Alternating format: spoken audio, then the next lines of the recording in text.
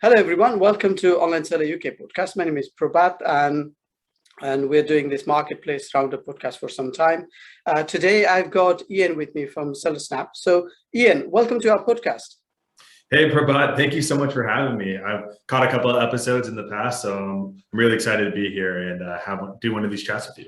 Yeah, excellent. So, Ian, I think it would be good to start for you to introduce yourself and what SellerSnap does for online sellers. Sure.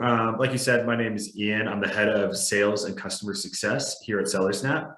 SellerSnap is an Amazon repricer. We focus on the wholesale and the reseller market while providing a few tools here and there for private labels and brands as well. Okay, that's excellent. So I think we were going to talk about recent things that's been trending in the e-commerce industry. So what sort of news do you have for us? Yeah, trying to keep up with e-commerce news and especially Amazon in general is a challenge because it's changing, and with Amazon being the behemoth it is, it's kind of its own animal. It's sometimes difficult to pick what am I focusing on. But I think it being October, which I can't believe, stepping into Q4, that is where all the news is. And a lot of what we're hearing in the market revolves around making the best of Q4. And part of that is making sure that you have enough inventory to last you all the way through the holidays. Yeah, excellent. I think that's a big thing, right? So with the current situation we are in, as everybody knows, the supply chain is problem here, there, and everywhere. So what sort of things are you finding with the people you're working with? Have there any strategies to resolve the supply chain issue? What are they doing? So there's a couple different points, right? Because there's and problematic points in the supply chain. The first part comes from getting the inventory. Every single day, no matter what news outlet you're looking at, you see pictures of ports, especially in America and around the world, of cargo ship after cargo ship after cargo ship lining up and waiting for weeks on end to offload their haul. And so that is a major issue at this point. And unfortunately, if you're listening to this podcast now and you haven't started that process of getting those items in, you're already a bit behind. But planning ahead in order to properly forecast how much inventory you're going to need during any part of the year is something that sellers used to be able to get away with kind of fudging, but now it takes a real clear-cut strategy in order to accomplish that. And then the second part of that is a slightly different part of the supply chain, which is Amazon and Amazon's FBA, right? Them being I think it's the biggest logistics operation at this point, and how much inventory you can actually check in. And I think that's a big talking point of a lot of people, is that you are only allowed to send in a certain amount of inventory at any one time. And then especially leading up to the holidays, they have long check-in times. So what I'm hearing from a lot of sellers is that they're stocking out, and there is demand, and there are sales for their higher velocity items. But what happens is they can't keep it on the shelf long enough, which in the end hurts their bottom line. Yeah, so we want to sell, I would have thought. Yeah, absolutely. You always want to sell. But there's also other factors that you have to keep into play. Amazon wants you to be in stock as much as possible. They don't want you to sell out, and that's part of your IPI score and all these other metrics that Amazon tracks.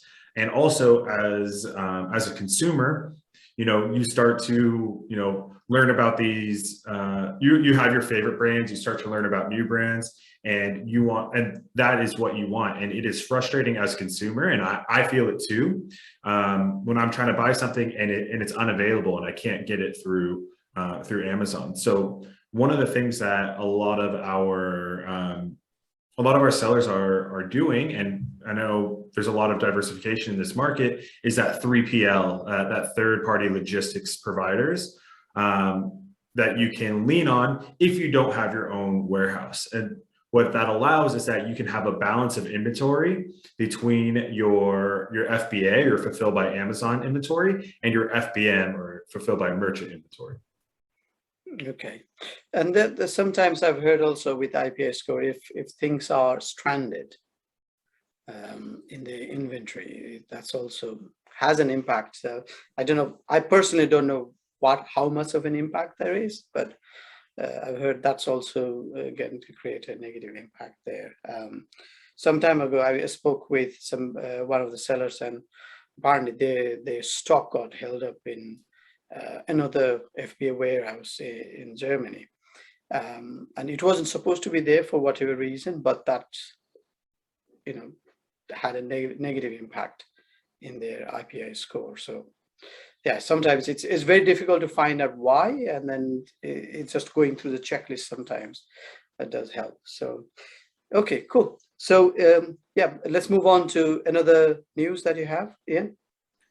Yeah, in other news, I know that there is a big focus and a shift from within Amazon itself. Jeff Bezos stepping down, and we find that really interesting in how that's going to affect normal operations, and is it going to affect normal operations? And so one of the conversations, and it's less of news, but more of a really interesting talking point of how are we gonna feel the changes, or is Amazon so big that everything's going to kind of be the status quo under a new regime, so to speak? I think, yeah, like you said, towards the later on, maybe it's so big that there may be a system in place already. Maybe we won't. I think, is it something? I'm not even sure whether we are feeling it yet. But one time I heard that they've got a system of having smaller groups rather than a larger group. So maybe that's an efficient way of working. Yeah, I personally don't know as of yet whether we've started feeling it. Yeah, and I'm not sure that we will. In my opinion, I think that again, there's a status quo in Amazon. They're likely going to be doing things like nudging consumers and sellers in different directions, but I think that's a normal progression of strategy and growth rather than a colossal change in the Amazon environment. Yeah. Okay. Yep, that's cool. So yeah. So is there anything else you want to talk about, Ian, today? Yeah, I actually had a question for you. Yeah. Okay. We at SellerSnap as a repricer, we work a lot with North American sellers. Yeah. We have a bunch of EU sellers as well. And the really interesting part that I'm hearing is typically when we would onboard an EU seller, we would be onboarding, the UK store, DE, Spain, France, and all the other European marketplaces. Yeah. But now everything I'm hearing is saying, you know what, because of Brexit, we are only focusing on the UK as we figure out how to navigate, the new limitations, the new policies, and the new laws. And I was wondering, I know that you're UK based, and I'd love to kind of hear a little bit more about like how you feel that affecting sellers in the UK. Yeah, so since the start of this process, a lot of sellers I work with, unfortunately they have paused the EU operation. I'm not going to say all of it. I'm sure there are quite a lot of larger sellers. They might have put system in place already, and they are trading, without issues perhaps. But so I'm just basing on people I speak with. So they have paused the FBM operation to the least. But they've already enrolled FBA listings, and that is working fine. So it is just FBM that's been affected.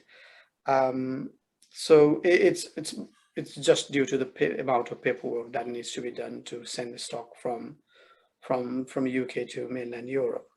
So yes, so in a few words, if there are any FBA sellers, they are working fine. They've resolved the issues with VAT or anything else, and they are trading fine. It's just the FBM listing or FBM sellers still.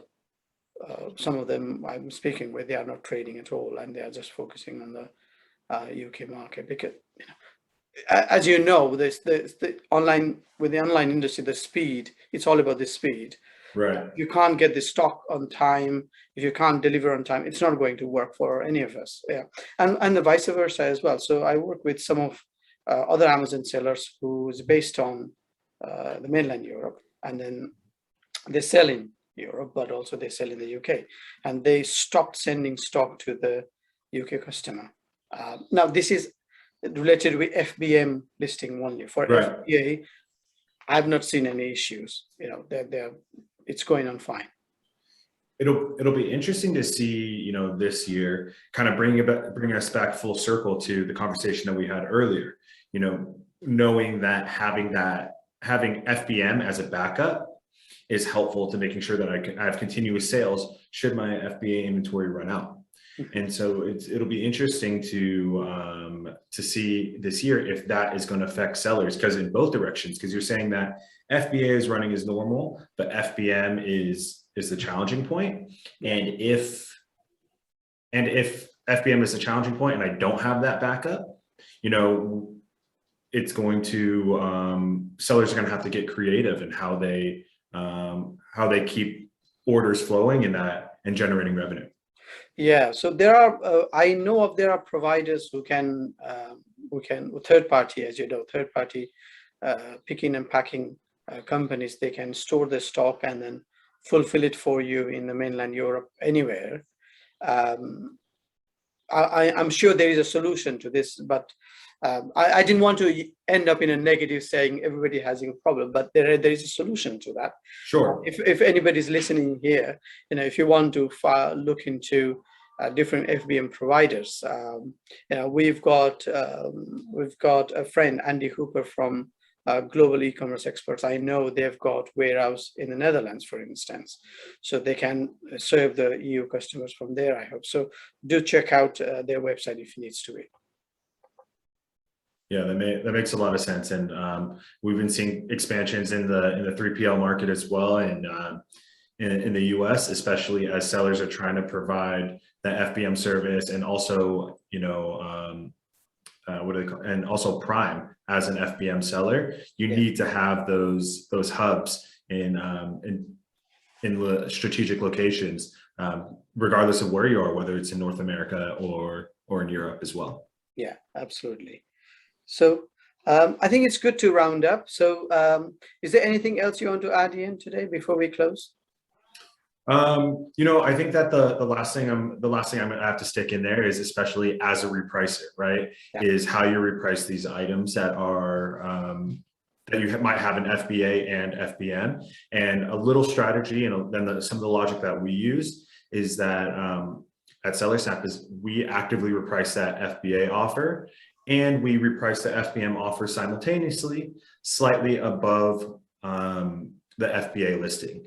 And the idea there is that if that FBA listing goes out of stock, we have that FBM as a backup.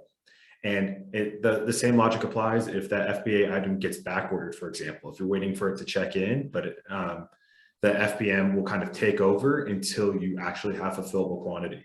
And so, whether you're using SellerSnap or your repricer, moving into Q4, it's important to think about strategically how you're going to price these items. Again, I keep going back to this, to sell items and keep generating that revenue, through the end of the year. Absolutely good. So thanks for sharing that insight on SellerSnap today, Ian. So if somebody is to find you, Ian, or want to chat with you, where's the best place to get to you? The best place to reach us is through our website at sellersnap.io, or alternatively, I'm happy to, if anyone wants to reach out to me directly to my email, it's ian@sellersnap.io. So ian@sellersnap.io. Excellent. Right. Thank you very much, Ian, for your time today, and I hope to speak to you soon. thank you as well. And I'm sure we'll be in touch. All right then. All the best. Bye for now. Thank you. Bye-bye.